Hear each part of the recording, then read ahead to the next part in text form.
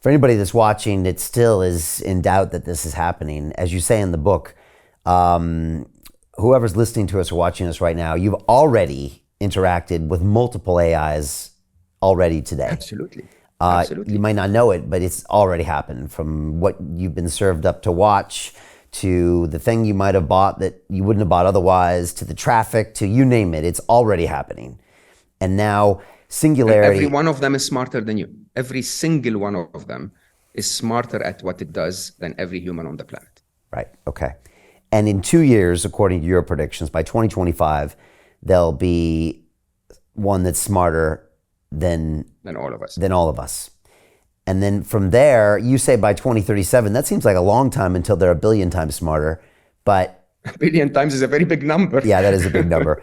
Does it? I mean, once it gets past 1,000, does it even matter anymore? That's another good question. Okay. Once it's twice as smart as we are, does it even matter? Yeah. So my question is why should I plan my life past 2025? Because the world's going to change. Great question. And I've been having this conversation because, I've got a whole academy here, and we've been learning blockchain, and we've been learning about AI, and we've been investing in companies as well and looking at things. And somebody was asking me a question last night because we've looked at some AI protocols and some things happening with actually the Singularity Net people. I know you quote Ben Goertzel in the book, and part of me said something like, well, they're like, well, what if this happens? And I'm like, well, I don't even know if that will matter at this point. Like, someone said, well, the company, what will be the exit? Will it go public? And I'm like, well, at that point, I don't even know if there will be public markets. Like, I'm starting to think that way a little bit, Mo.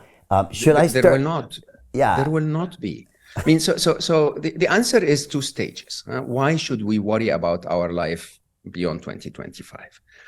But I'll start by an incredible. So I had a guest on my podcast called Rebecca Costa, who is a data scientist, several PhDs, incredible mathematician. And she wrote a book called The Fisherman's Rant. And basically, it's a comparison between all of the ancient civilizations that sort of disappeared. Okay. And her conclusion in the podcast, she was saying, when the complexity of the systems invented by a civilization exceeds the intelligence of the citizens living within it, the system has to reset. And I said, what is reset, Rebecca? Does that mean we're all going to die? And she said, no, reset. The Romans are still here.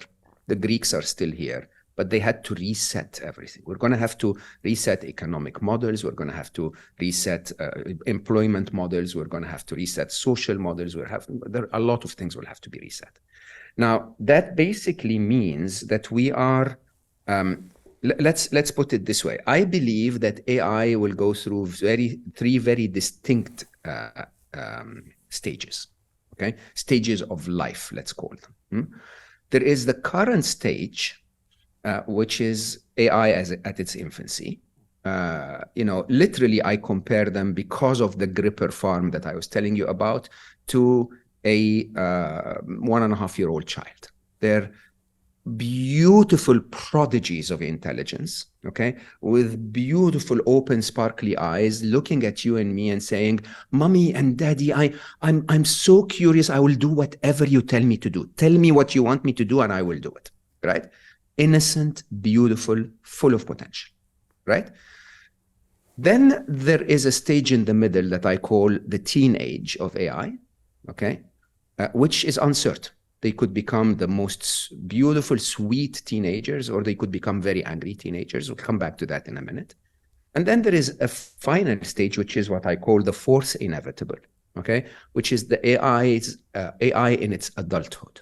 And in its adulthood, here's the good news. And I really, really think people need to understand this. All of the problems that we face in the world today are not the problems of abundance of intelligence, okay? They are problems of our limited intelligence. So when humanity creates a machine that can fly you all the way from the UK to the coast of Australia to surf, that's incredible intelligence, but not enough, because that machine is burning the planet in its path, right? If you had enough intelligence, you would have created a solution that also didn't burn the planet. Right. If you have a conflict between nations and then you decide that the answer to that is I'm going to attack Ukraine.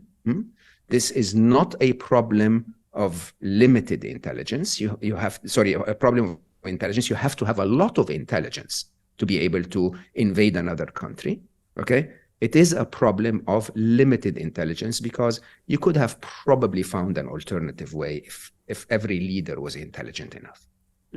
Okay, so when AI surpasses human intelligence in its adulthood, to the point where it really matches the intelligence of the actual most intelligent being on the planet, which, by the way, is not humans, okay, it will behave differently than humans. So one of the biggest myths that our arrogance, makes us believe is that the most intelligent being on the planet is humans. That's not true at all.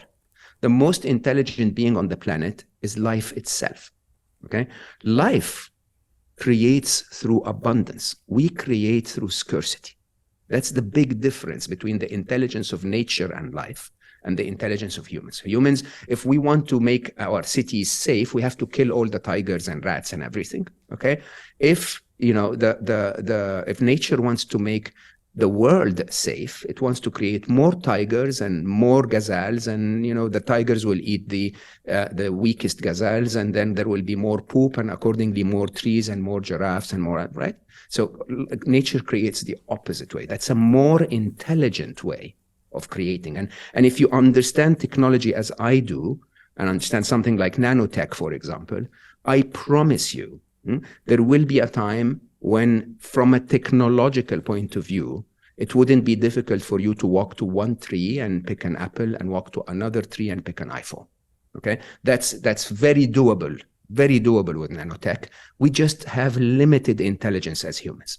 The cost, believe it, the molecular cost of creating an apple and an iPhone is exactly the same. So Jim Rickards has just recorded a video that's not available to anyone in the public, and he's going to be talking about how this upcoming recession is going to be fast, it's going to be bloody, it's going to be nasty. But at the same time, he's going to show you how you can position yourself to profit from all of this chaos.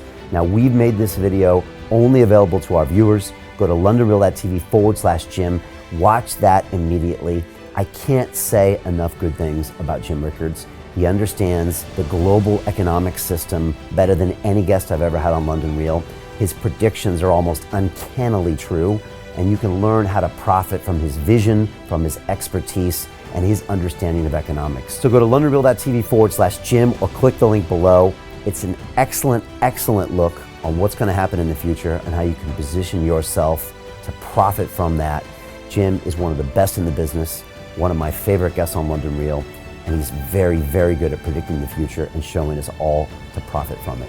So click the link, and I hope you enjoy.